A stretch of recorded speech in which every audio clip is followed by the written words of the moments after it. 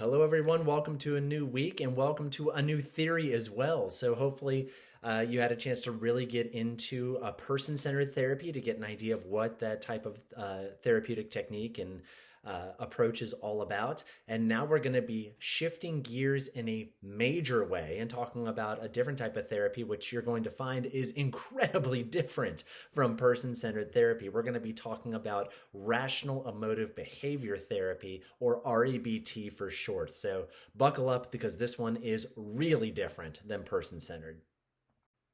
So when it comes to person-centered versus REBT, there are some major differences between these two types of therapies. So I thought I would go over both of these just so we can really compare and contrast both of them up front. So person-centered therapy, to start off with, it's pretty passive. The counselor sort of takes a back seat to the client. The client is the one who leads the therapy and decides what's going to be discussed, and the counselor's job is to really accept the client where they are and to sort of follow along on wherever the client would like to go. It's client led. The client is the one who decides the topics, who sets the pace, is the one who's really in control. There aren't any goals for this type of therapy. So, as the counselor, I'm not trying to get the client to do anything or to move in any specific direction. Again, the therapy is dictated by what the client would like to do and where they would like to go. It's not meant to fix the client. So with this type of therapy, there's nothing to do in order to fix the person in front of you or to have them to be better than where they are now. It's meant to accept the client, understand where they are, and routinely demonstrate to the client how much that you as the counselor understand where they're coming from. And it's really a focus on the environment, not the person. That's the big one. When we create the type of environment for our clients that allows them to really get in touch with what's meaningful to them, then we allow our clients to move in whatever direction makes sense for where they would like to go. So, our purpose in person centered therapy is to really create the sort of environment that's going to help our clients be their best. But REBT is almost completely opposite of all of those things we just listed for person centered. The counselor is active. You are really the one dictating the pace of the session, telling the client where to go, what to focus on, what sort of topics we're going to really be talking about. So even if the client wants to go in a certain direction, you as the counselor have the responsibility to say, yes, we can talk about that, or it's sometimes to say, no, we're not talking about that. We need to go back to what's actually important here. The counselor is really kind of in a teacher role, and the client is meant to be the student. You, as the counselor, understand the REBT process and what it looks like to highlight and change irrational thinking patterns, which is the heart of REBT. So it is the client's role to learn from you, which means you, as the counselor, are the one dictating the pace of the session, the direction of the session, and what the client is supposed to take away from engaging in therapy. There's a very clear goal here. So compared to person-centered where there's no goals, the goal for REBT is I am going to look at your thinking pattern, highlight the areas of your thinking pattern that are dysfunctional, and then practice new functional and helpful thinking patterns that are going to improve your life moving forward. There's a very clear goal here that you're going to use with all of your clients. And the focus is on fixing the client's malfunctioning thinking. There is something that you're bringing to the table here. So, versus person centered, which is I'm not going to assume anything about my clients. I'm going to be unconditionally sort of supportive of them. With REBT, you're still supportive of your clients, but you're really going with the idea of your thinking patterns are dysfunctional, and therefore my purpose as the counselor is to highlight your dysfunctional thinking, correct it, and then have you practice a more functional way of interpreting the events in your life. So that is the goal, and we are very much trying to fix our clients when it comes to REBT. And how are we going to fix our clients? We use a very specific method with our EBT, the ABC method.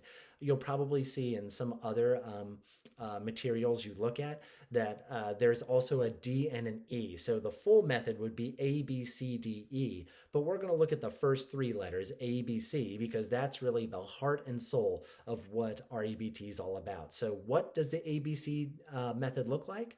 The first one, the A, is the activating event. So, an event that takes place, for example, if you get fired from your job, if you break up with your partner, if you are driving to work and someone rear ends you, any of those things could potentially be an activating event. So, anything that takes place in a client's life that they have a reaction to, that's an activating event. The belief about the event that a client imposes. So if I get fired from my job and my belief is, oh goodness, I must be a terrible employee because otherwise I wouldn't have gotten fired. You can hear how that's what I believe is what caused the event to take place. It's not actually the event itself, or it's not the true reason that the event took place. It's my belief as to why that event took place. That's the thing that we're looking at. And the belief could be for any activating event. I'm a terrible employee. I'm a bad partner. It could even be the opposite direction. Well, the reason my car got rear-ended is because the person behind me is a terrible driver and they shouldn't be driving. Those are all beliefs about the situation, but they're not necessarily the truth about the situation. But according to REBT, it's the belief that's important. And then there's the consequences of that belief. So going back to my first example, if I'm telling myself I am a terrible employee, well, that probably is going to translate through to how I interact with future jobs, what I believe about myself. You can almost hear the extra sort of mental and emotional baggage that comes with believing that I'm a terrible employee. So the big thing here to keep in mind is that it's not the event that causes mental disturbances. It's the client's belief about the event that causes emotional distress. And that's what RABT aims to go after. It's that we're going to look at the client's belief systems of what they believe about themselves and how that impacts them as a client. So faulty beliefs or those irrational beliefs that clients have, that how they interpret different events. They come in all many different shapes and colors. So we're going to highlight a few of them, but you're going to read more about those this week as well when you get into some more in-depth understanding of REBT. So one of those beliefs could be everyone will laugh at me if I answer a question in class. You can hear how that sort of is everything is going to happen or everybody will have the same reaction.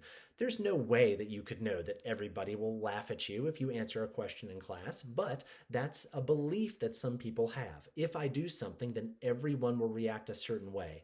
That's a faulty belief. Mary is frowning right now. She must be angry at me. You can hear how there's a connection being made. Well, could Mary be frowning for another reason other than she's angry? Could she be sad? Could she be remembering an event that maybe happened in the past that is having her feel frustrated? So not necessarily angry right now, but remembering an event from the past. Could Mary just be staring off into space and maybe that's just the way her face looks and it looks angry to you, but it's not really angry to her? All of those are different interpretations of this event. However, if the client believes Mary is frowning because she must be angry at me, that is a belief that you are putting on this event, which may or may not be true, and therefore it's an irrational belief or a faulty belief. My friend said they're too busy to hang out tonight. They must not like me anymore. Same sort of thing. I'm taking an event that happened and I'm interpreting it in a certain way that's maybe not so pleasant in terms of how I believe about myself. Could it be that my friends literally are just too busy and they'd be fine to hang out in a couple days? Absolutely. But that's not the way that this client is interpreting that event. They're interpreting it as there must be something wrong with me. And you can hear again, that's going to have an impact on what the client believes of themselves. I made a mistake at my job, now I'll never get promoted. There's that all or nothing sort of thinking that you can sort of get from some of these belief systems. I'll never get promoted because I made a mistake. I must be perfect, otherwise good things won't happen to me, is a very common faulty belief that you'll hear from many clients. And then I got a C on my last paper. Maybe I'm just not cut out to be an engineer. Again, I had one event that maybe didn't quite go as well as I would like, and that must mean I'm not meant to follow this career path. That's not necessarily true. Maybe other things were happening that resulted in you getting a C on this paper. However, it's not appropriate to make a jump from a C on one paper means I should not be an engineer. That's a huge jump. That's a big assumption.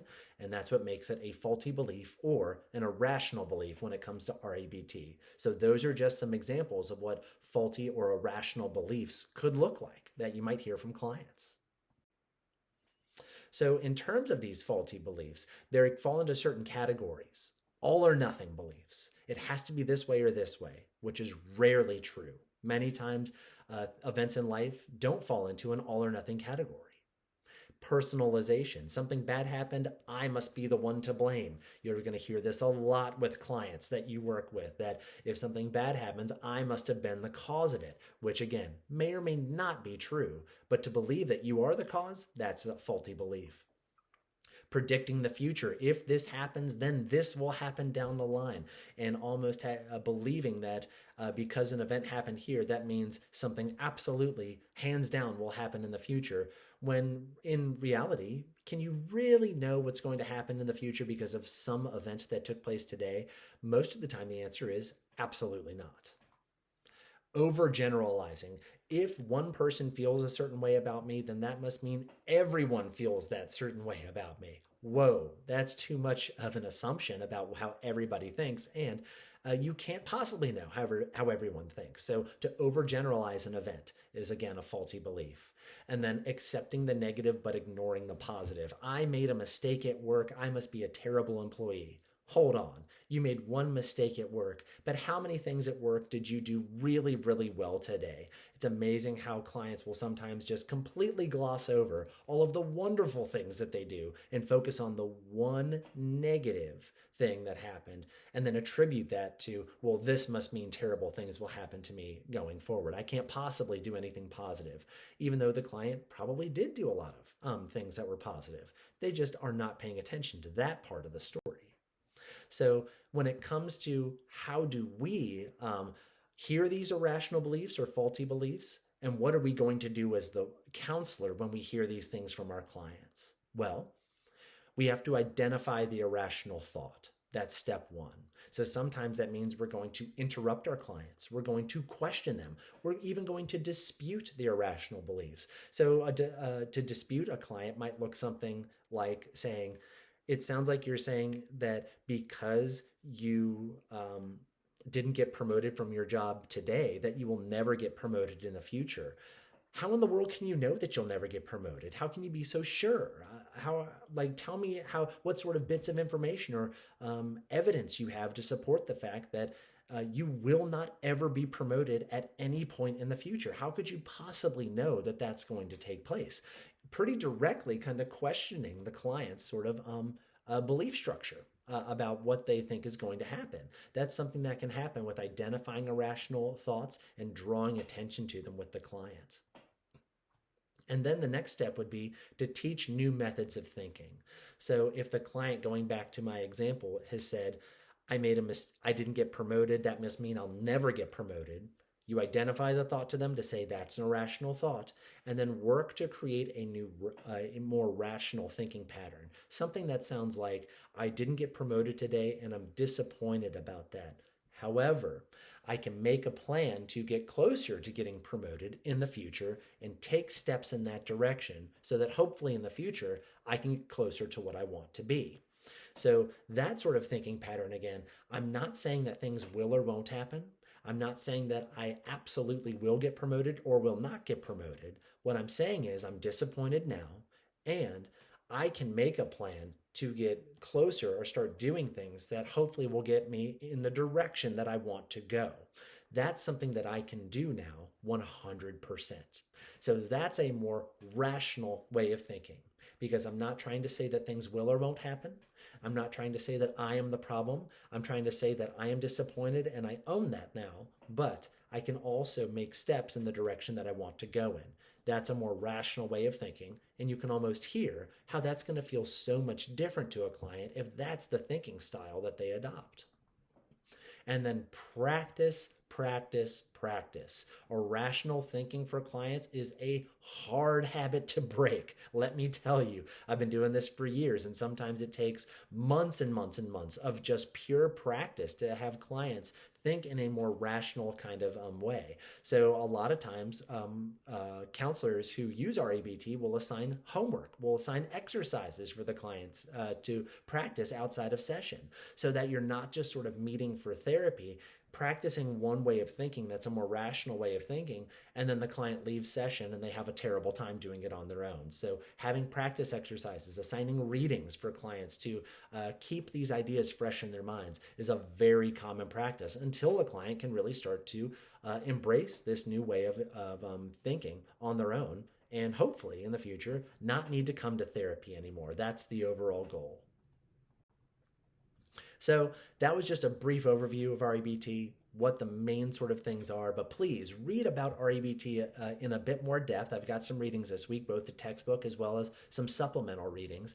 And then take some time to really start to understand and dig into the finer pieces of how this therapy kind of works. Again, this is completely different than person-centered therapy. So if you find yourself thinking like, geez, this doesn't feel anything like the last theory that we researched, the answer is because it isn't. It's almost the exact opposite. So keep an open mind, really do your best to stick with what this therapy is all about. And if you have any questions, let me know. I'm happy to answer anything that might come up.